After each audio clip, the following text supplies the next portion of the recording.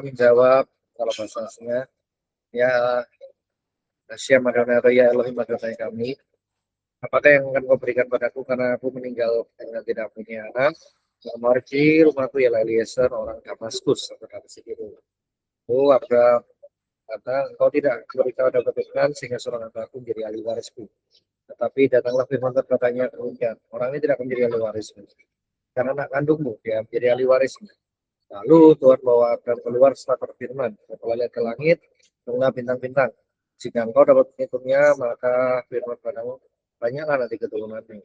Percayalah Abraham kepada Tuhan, maka Tuhan mereka nabi sebagai kebenaran. Oke, jadi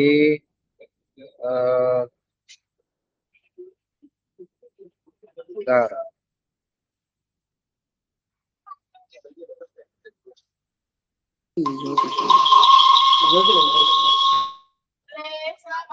Oke, slide-nya boleh dibuka.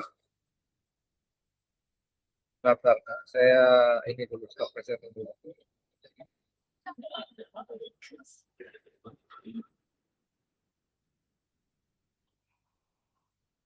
Tolong Angel slide-nya. Jadi ini kisah ini menarik sekali ya. Kita mau belajar SD.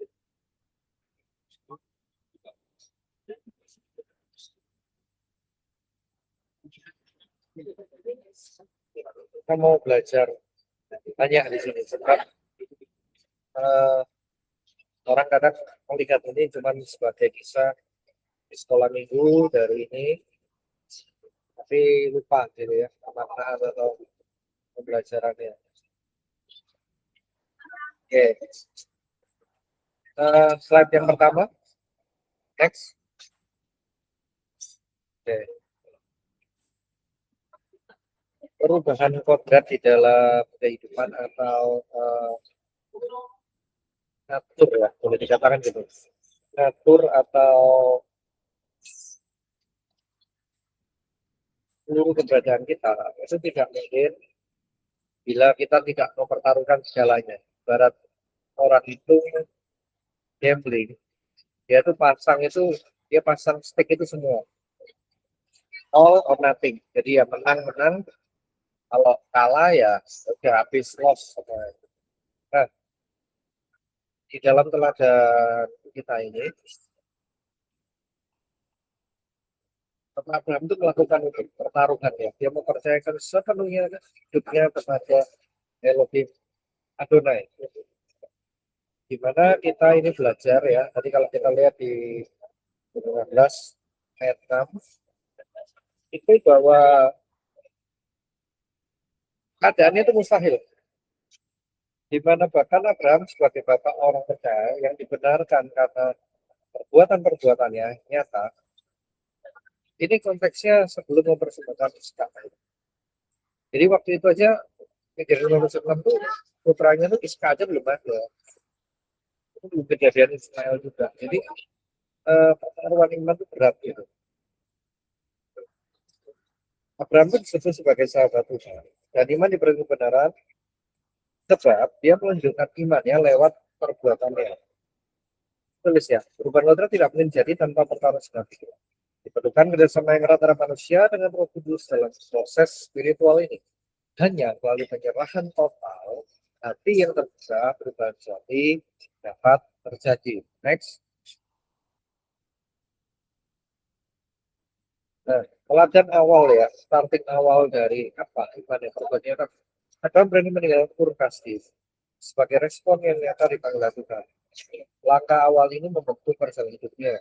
Lalu percayalah Abraham pada Adonai, maka Adonai berganti sebagai ya. Ini korelasinya kalau kita boleh lihat ya. Ini bicara tentang apa yang dikatakan di Ibrani. Nah, di Ibrani kan dikatakan ini. Iman atau yang menurut dasar dari segala sesuatu yang tidak kita lihat atau yang tidak pernah kita dengar gitu. Tetapi dengan iman kita bisa mengerti universe atau semesta ini diciptakan atas perintah Tuhan. Kan bukan hanya yang kelihatan, tapi yang tidak kelihatan. Jadi ya memang itu nggak akan disebut iman kalau sudah ada atau kalau sudah kelihatan. Tapi karena itu belum kejadian, itu masih futuris atau apa yang akan datang, maka itu dibilang yaitu mempertaruhkan segalanya. Tapi artinya apa? Artinya kalau pandangannya daripada Abraham ini salah, ya dia rugi. Dia mempercayai entitas yang ternyata tidak hidup gitu. Ternyata bukan Tuhan gitu. Ya demikian juga hidup kita. Waktu kita menjadi orang percaya, kita memberi diri bahkan dibaptis, kita masuk ya, kita rajin tiap hari kita baca Alkitab, kita berdoa, kita memuji. Itu sebuah pertaruhan iman gitu. Bukan kita bahkan tidak bilang apa yang disorot oleh orang sekitar atau orang dunia atau yang kelihatan, tapi kita bicara bahkan dunia yang tidak kelihatan gitu. Karena bagi sebagian orang, khususnya bagi orang-orang ateis atau orang-orang yang tidak percaya, hidup kita ini aneh gitu. Ketika orang disuruh, oh mau naik pangkat harus pintar lobby-lobby, pintar menjilat, harus mungkin menyogok sana sini, harus berbohong, menipu, dan sebagainya. Tetapi menurut Tuhan jelas katakan ya, tidak, katakan tidak. Sesuatu yang nggak enak di orang dunia, ya kan? Dianggapnya konyol gitu, apa yang pilihan hidup kita itu. Jadi iman itu bicara tentang pertaruhkan hidup kita, karena kita memberikan semuanya di Mesbah. Next. Oke, yang kedua, ayat 21 hingga 23. Nah, saya cek dulu ya, ini udah lengkap kan? Cari apa Bapak saya?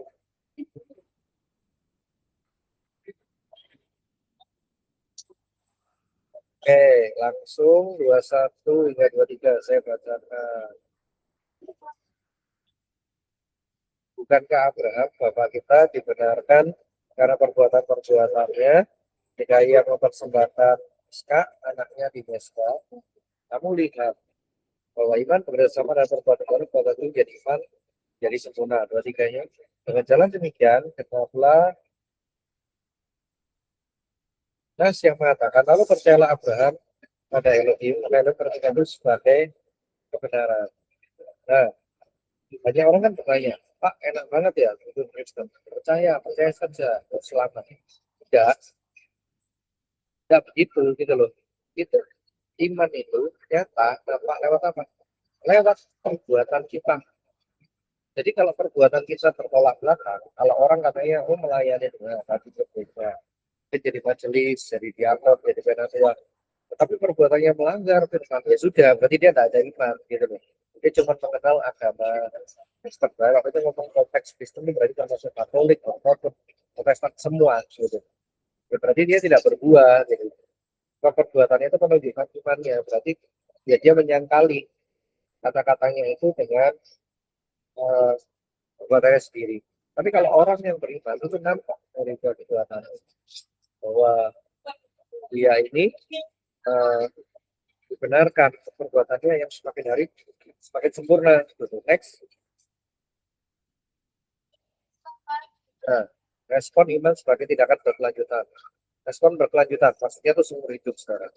Dalam iman ini dinamis membutuhkan komitmen terus-menerus. Bukan hanya satu momen keputusan. Ya, maksudnya itu momen itu ya. Waktu Anda mau baptis, ya kan, waktu Anda ikut CD, kemudian ada ikut katekumen atau katekisasi gitu. No, bukan just itu.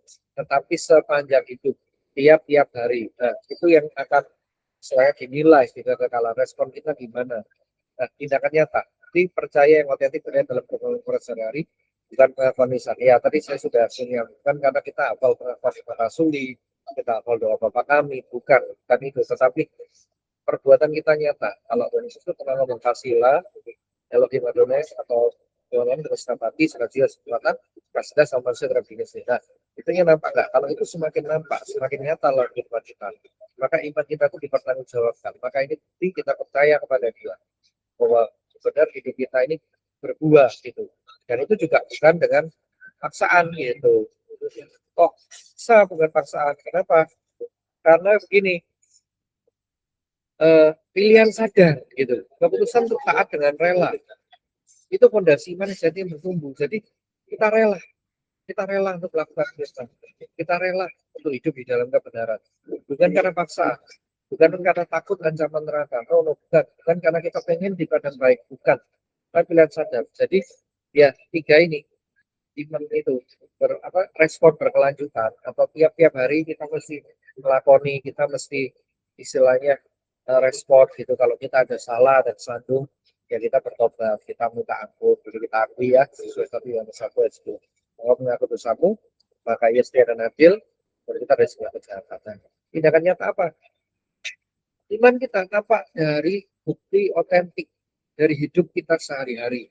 Bukan cuma pengakuan iman, bukan cuma karena hafal doa Bapa kami, kita hafal pengakuan iman rasuli, kita hafal katekismus atau ini atau itu. No, bukan jadi tapi nyata. Oke, next. Nah, yang kedua dua-dua. Kamu lihat bahwa iman berjalan bersama-sama dengan perbuatan-perbuatan dan oleh perbuatan iman menjadi sempurna. Jadi seperti tadi saya sudah katakan statement saya di awal.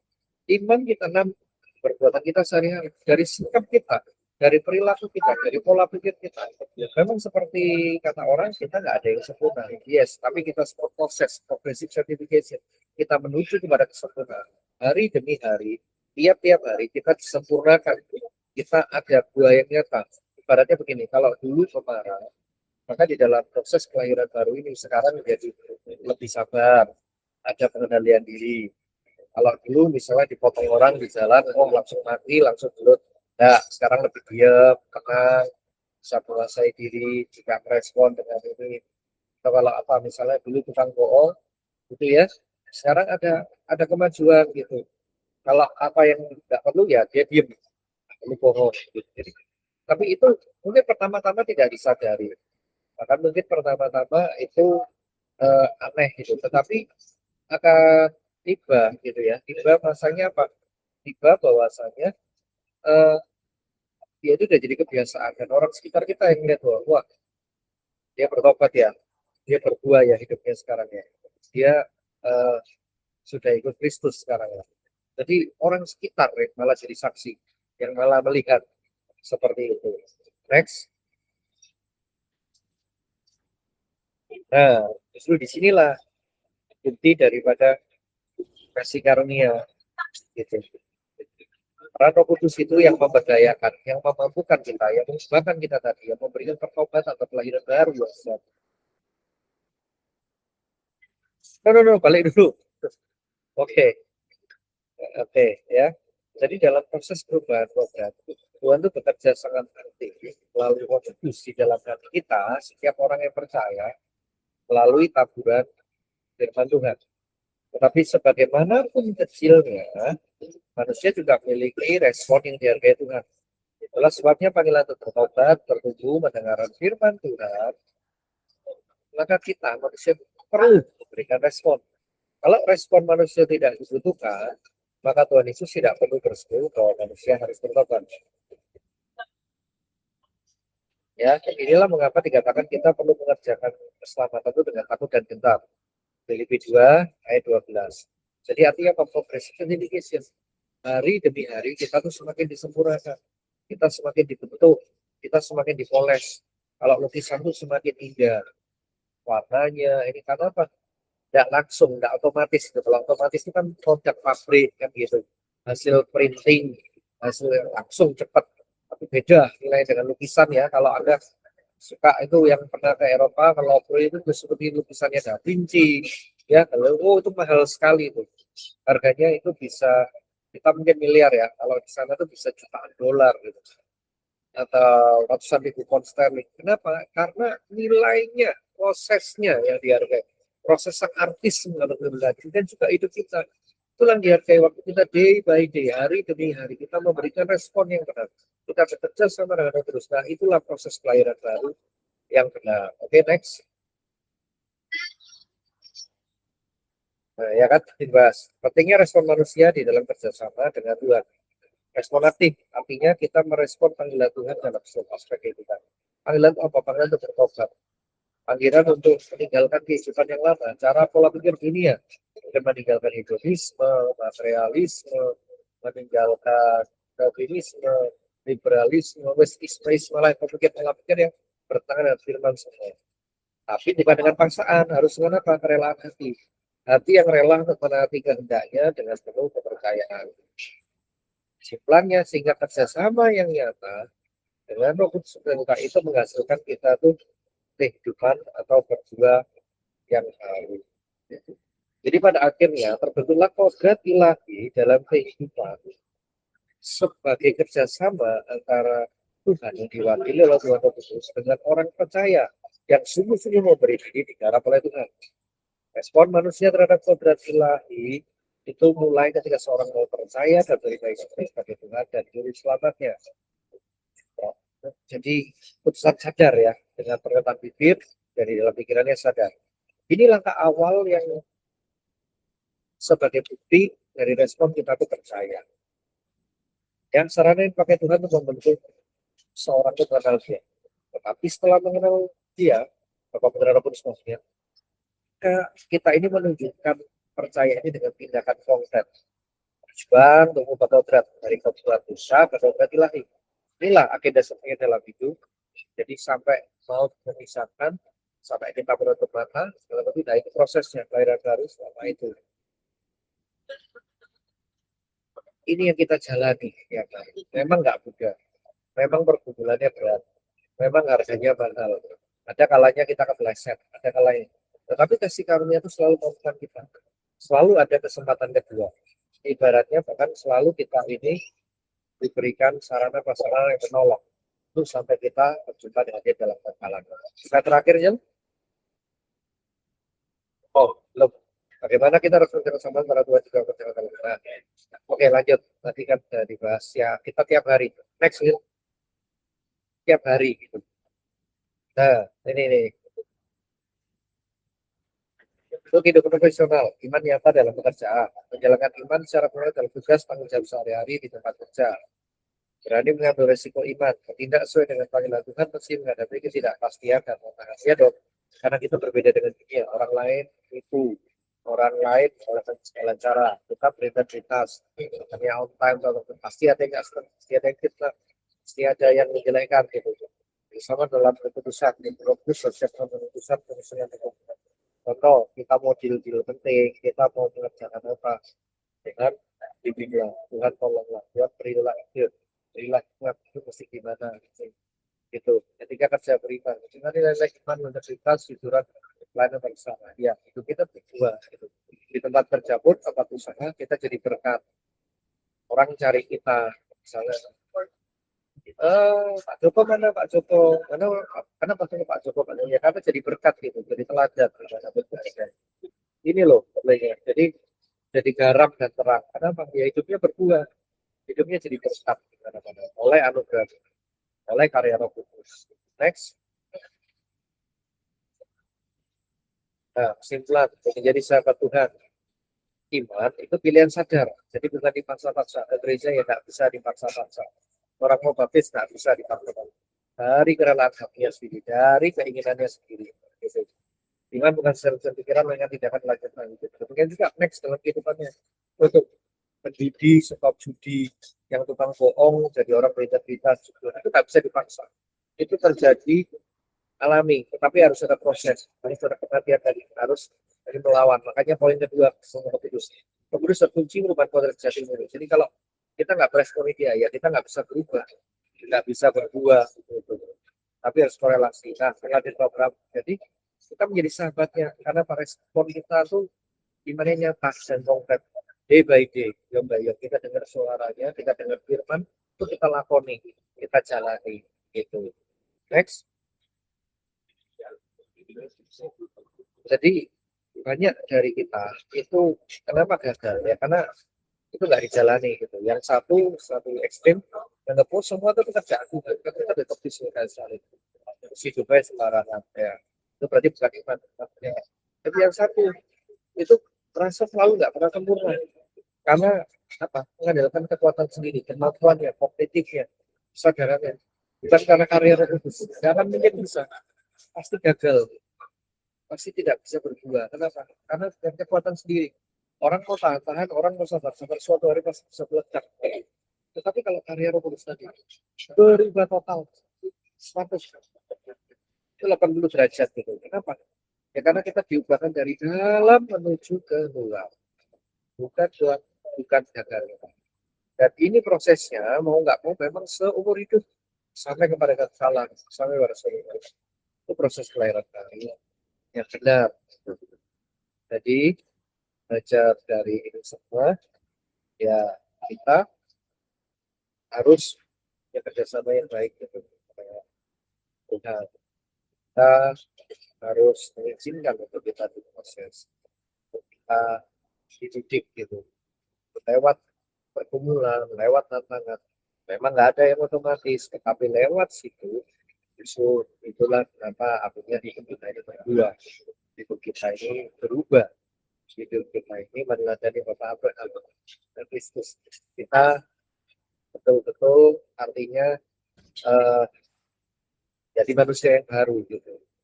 Bukan cuma liturginya, bukan cuma ritualnya, seperti dibaptis, ya, seperti DCD, katekisasi, no. Tapi proses tiap hari. Waktu kita kembali ke dunia kerja, kita di tengah-tengah keluarga, di tengah-tengah masyarakat, itulah ujiannya. Kita mengandalkan Roh Kudus nggak? Kita selalu komunikasi nggak dengan dia? Kita selalu mengandalkan Tuhan nggak? Dalam setiap keputusan, dalam setiap apapun yang terjadi. Oke, saudara, mari kita tutup di dalam kami yang bertata dalam kerajaan surga. Bersyukur, berterima kasih untuk firman. Kau mengajarkan kami menjadi serupa segambar dengan Kristus. Tuhan, please, kami sudah dengar firman. Kami ingin hidup kami berubah. Kami ingin disempurnakan. Kami ingin serupa Kristus. Kami mau masuk proses kelahiran baru ini. Day by day semakin sempurna segambar serupa dengan Kristus. Mampukan kami Roh Kudus. Ketika kami terjatuh topangan, kami bangkit, kami boleh bersemangat. Itu kami boleh mengejar keputusan. Kami boleh mengejar kesempurnaan dengan Kristus. Karakter kami semakin dibangun. Biarlah firman ini menjangkar dengan kuat di dalam jiwa kami pakai salib. Bertumbuh dengan kuat dan berbuah lebat dan buah tetap. Kasih, sukacita, damai sejahtera, kebaikan, kemurahan hati, kerendahan, kekuasaan diri jadi bagian kami dan tetap hidup kami. Dalam nama Yesus kami ucap syukur. Haleluya. Amin. Oke, selamat malam saudara. God bless you.